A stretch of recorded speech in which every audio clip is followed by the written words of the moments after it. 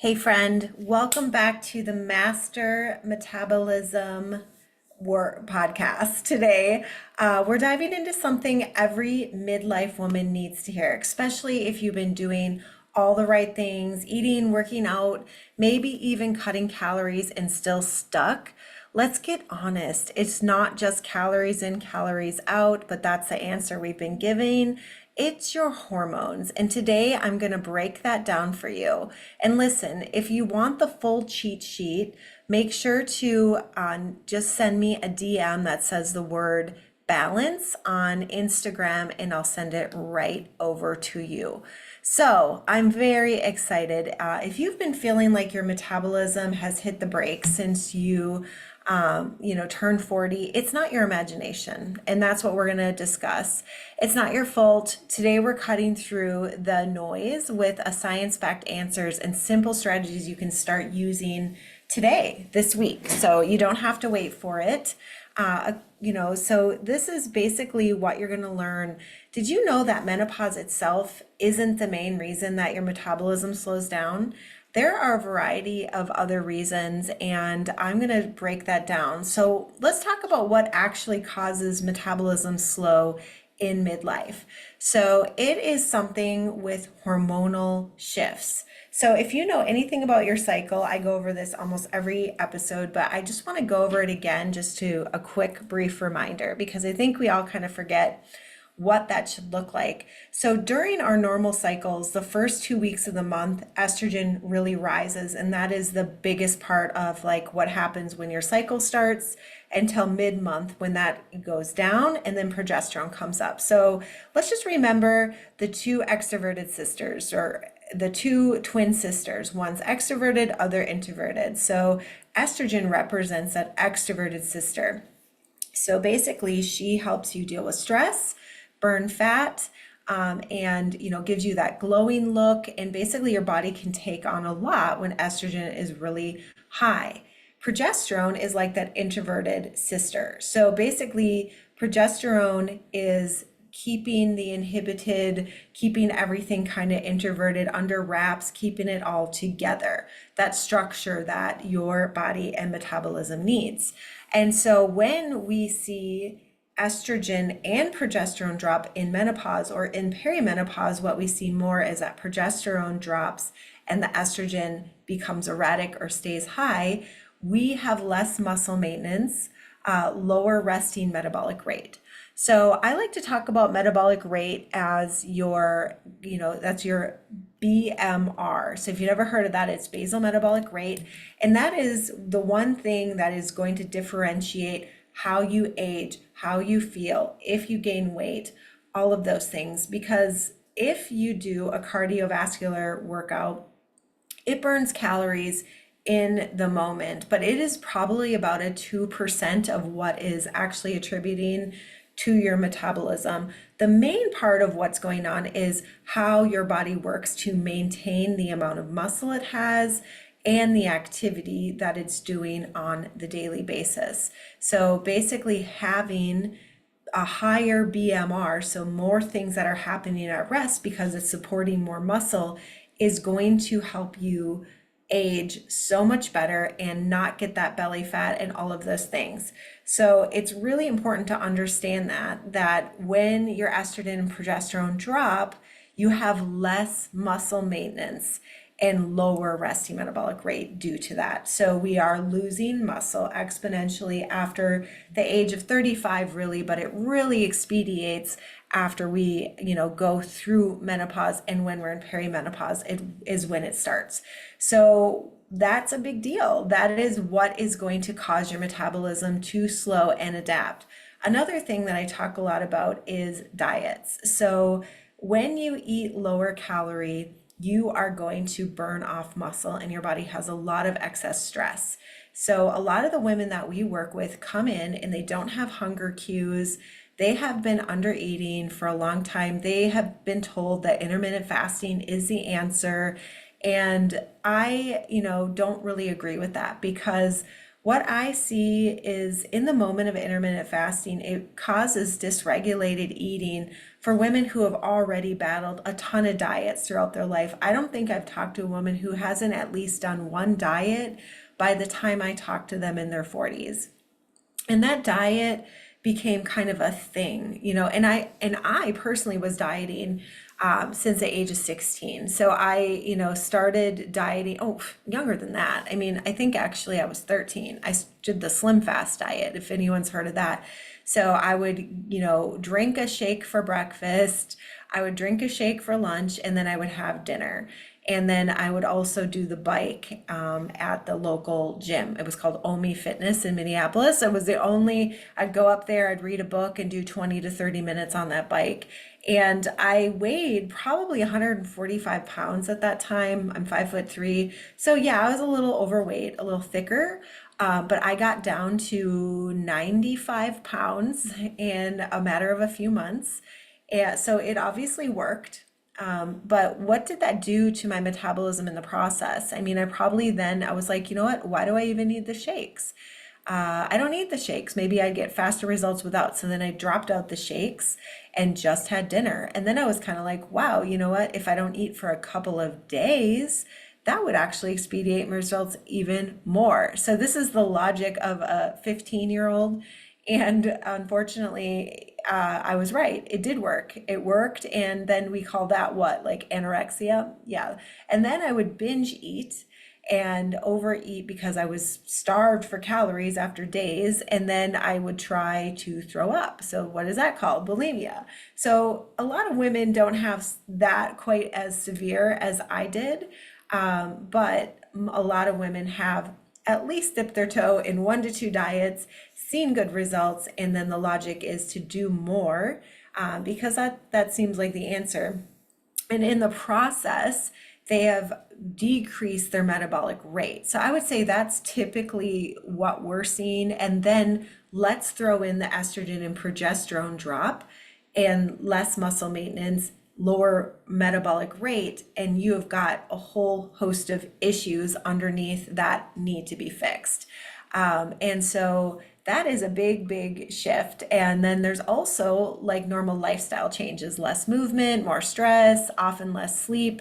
So what's really normal is as we go through our change, we are going to change being hormones are just changing. Just kind of like when hormones came in. So probably around the time I was 16, 13 to 16, when my logic was so up here and I had no frontal lobe like thought processes happening. I also was getting a ton of hormones at that time. And so that is kind of the same, but we're now in reverse. Post pregnancies, some of us have had hysterectomies, so we don't even know where we're at in our cycle. And then we start having things like our body is just stressed due to that, and it holds on to weight, it gets insulin sensitivity, resistance. And so basically, to simplify this whole process, your body is now conserving energy. It's not sabotaging you. It is feeling deprived in nutrients and it's overly stressed. And so what does the body do then? It secretes more hormones to try to regulate that, but it doesn't work. And so then that ends up, depleting things like our adrenals because it's trying to fix this whole process, but it doesn't. And then suddenly that excess insulin that goes out to get our fat reserves is not working, and then we store it as belly fat. So, and then more inflammation, then we're losing muscle. So it's kind of like this terrible cycle. We have this natural effect of the hormones are going away, muscle loss. We've done a lot of diets, and so then we, are really having trouble losing weight, and it makes sense. And let's talk a little bit about, why cardio makes it worse and not better. So also during my bodybuilding show, I incorporated 45 to 60 minutes a day on top of my, 45-minute strength workout that I did 4 days a week. I would also do the cardio. And I started out at 100 and I want to say 46 pounds. And by the time I did the stage show 16 weeks later, I was 127 pounds. So I lost 20 pounds. I went from like a size 8 to a size 0. So obviously it worked. It worked the first time. Um, but what happens as you get older? That was when I had a regular cycle. It was the first time my body did it. And so then I was like, oh, you know what? This is going to help every time I want to do this. But what chronic cardio does is it also, you can't decide really if you're going to burn fat or if you're going to burn muscle. It just doesn't, it's not like you can push a button and say burn fat. And they've talked about the fat burning threshold for heart rate. That's kind of right, but kind of not. But so we're talking about, yeah, intense cardio. It increases cortisol and it also then decreases your metabolism. So if there's a woman running 5 times a week but feeling exhausted and stuck, I know why. So that's also a flip side. So I did my show, lost the weight. There was nowhere to go but kind of down because you can't stay at 126 when you're 8% body fat. Like that's not going to work. I didn't even have my period anymore at that point. So I'd lost my menses and we know that's not good. And so I needed to gain weight. So what I decided though is like, okay, my next endeavor is going to be a half marathon. So I come off this bodybuilding plan to start training for a half marathon. Well, I didn't go anywhere but down. It was weird. It was like almost like your body peaks and then your body says, no, I'm sorry, no more. And then I just started gaining weight and I really was eating less even at that point, doing more cardio. So there was a for sure fire way we could see that my cortisol was basically so high. I was starting to feel absolutely exhausted, stuck, getting colds all the time. My immune system was low. So what I want you ladies to learn from this is that you definitely can overdo it. I don't want to demonize cardio as a whole because it does help with heart health. It's a good tool, but it needs to be done in the right way. And so let's think of it as a complement of what you're doing, not the foundation. So I like to use cardio as more of an active recovery, and walking and, low intensity biking tends to be one of the better ways for me to shed fat. At this point, it's something my body can take on and I can do it in small bouts. And if you incline the treadmill, that kind of thing, you're going to get really good results. So definitely I'm not saying just sit on your butt, you're going to be so much more healed. But I am saying let's do things in phases. So let's talk about now the power of muscle and metabolism, because I feel like we are hearing all the time as women, strength train, strength train, strength train. Like, I own my own personal training studio for, years and years, personal trainer. I was that woman who was doing strength training with women to give them good results. And now it's just like more and more the science is backing that as a great foundation. Now, is it the way to see more definition and lose weight quickly? No, not really. So that's a whole other topic. But what it is let's call it like the metabolic engine, muscle. So the more muscle you have, the higher your basal metabolic rate is going to be, and the more your body is going to do at rest. So then you don't have to count on doing all of these things to make that happen. So basically, more chemical reactions means a higher metabolism. When you have muscle that your body is supporting, it needs to put out more chemical reactions to support that muscle. And so that is it in an essence, why you want more muscle. It's like having the savings account, right? That you live off the interest when you retire. That is what you want, because you want money to leave to your kids. You want to have more of it, so then the interest is enough for you to pay for your day-to-day, so you never have to tap into those actual reserve money. So you get to coast off into the sunset, plenty of money, but you don't have to continue to work at it and make more because your money is just working for you. That's what I want you to do with your muscle. So if you are a financial guru and you know all about that stuff, you are going to understand what I'm talking about. And that's really important. Every pound of muscle burns calories even at rest. Strength training it's not like you have to do a ton of it either. We're talking about 2 days a week, 3 days a week. It's your hormone-friendly metabolism reviving secret weapon. So I don't even think it's secret anymore, but I want you guys to know. Let me give you an example. So I went away on, a 2-week trip to Tokyo last month, and we didn't do any strength training. So typically when I'm on vacation for 2 weeks, like kind of my dream, if you guys want to know more, is to go 2 months, 3 months somewhere and acclimate into the culture, live there, and obviously work there and have strength training in a gym. Then yeah, I'm going to work out. But if I'm going somewhere for a week or 2 weeks, I want to explore the community. We were with our entire family. I was not going to do strength training workouts, period. I'm consistent enough on the down days. I don't have to. So lo and behold, come back. My mother-in-law passes away that Monday. We come back on a Saturday. That throws us into a whole other thing. I'm trying to recover, get back into work. She's passed away. My sons, I have 5 sons. 3 of them are pallbearers. We have to kind of get ready for that. So didn't work out that week. So now we're going on 3 weeks. The next week, gosh, something else happened. Oh, my mom had some health issues. So then I was working with her, different things. Didn't really work out that week. So finally got back into the gym after a month.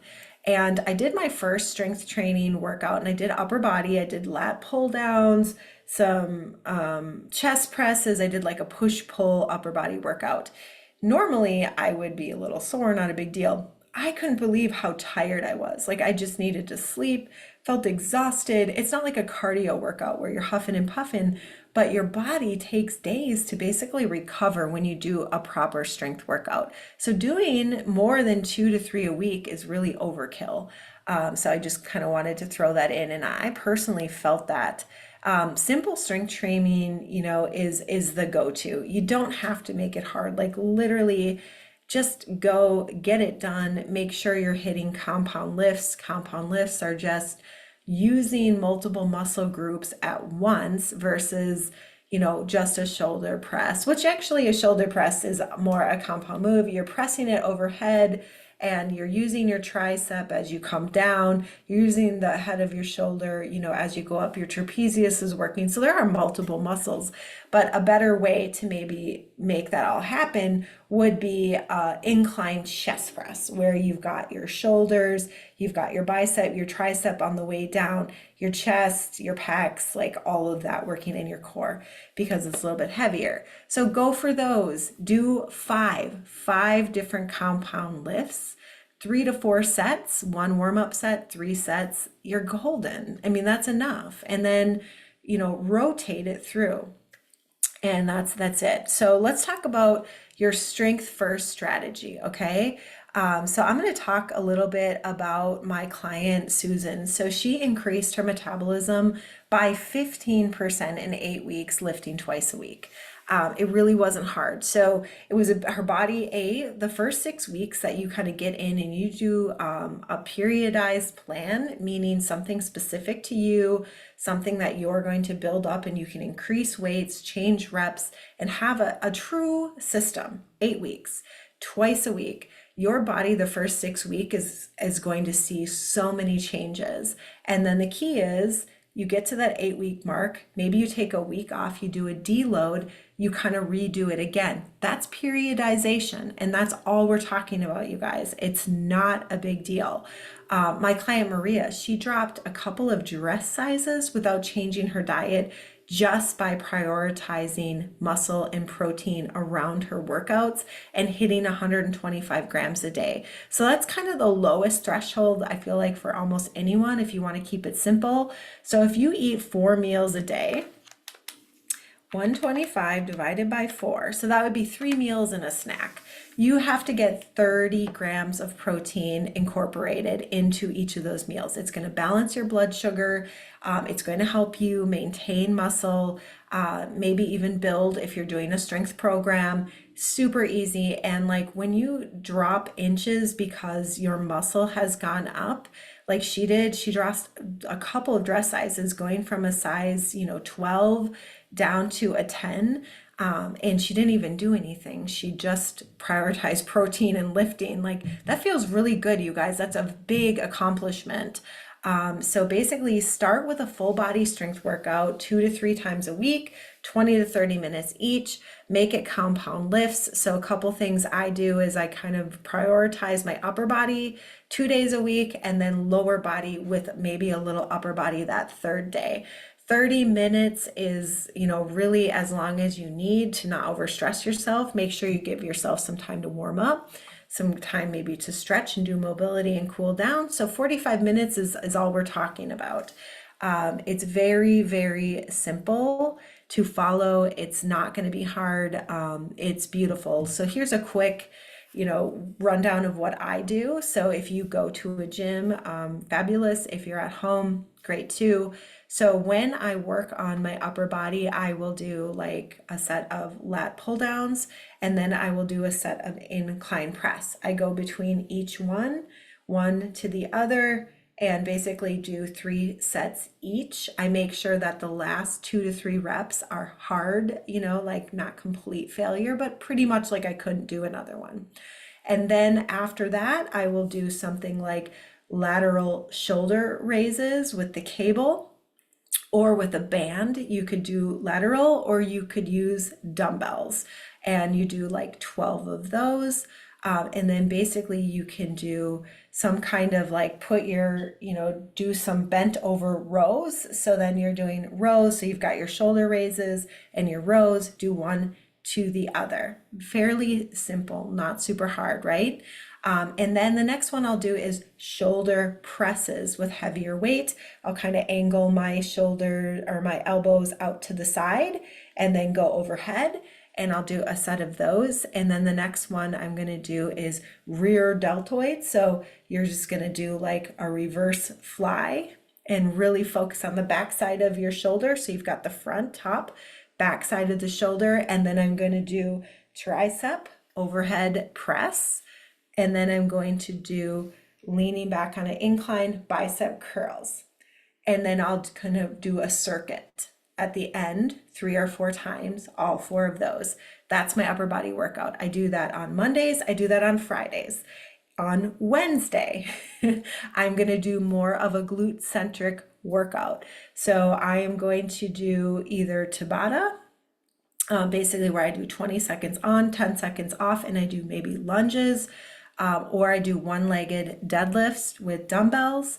And you do that for, just like Tabata, 8 rounds, 20 seconds on, 10 seconds off. If you're doing the, right leg for one-legged deadlifts, you switch to the left for the next set, right, left, right, left. So they each get 4 sets. It's beautiful.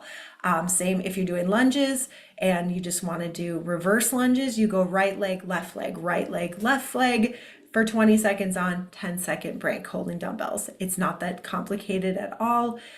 The next one then you could do is you're going to do some like where you lay on the ground, you put a dumbbell on your hips in a band around your knees, you come up, you squeeze your glutes with that, and then open up your knees to the band, come back down. 12 of those, right?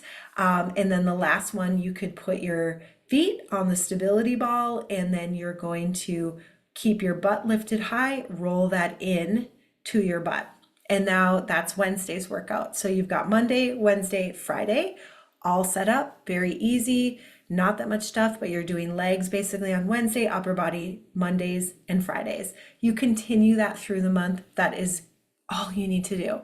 Don't overthink this, ladies. And then as you get really acclimated to it after 8 weeks, you change the reps, you increase the weight. That is it. That is all. And that's what a periodized plan. So I don't want it to be hard for you. So you know what? If you're ready to build a strength first plan that fits your life, I've got something for you. I help midlife women fire up the metabolism without burnout or crash. Drop the word strong below, or head to our website, which is TONE for life, menopause.com, and book a free metabolism strategy call today, because that's really going to get you to the next level, and I will show you what to do. I also have a great workshop that I just did for a group of ladies last month that I'd be more than happy to share. So thanks for tuning in. I'm excited to see you all next week, and we will be going over some more amazing things. See you then.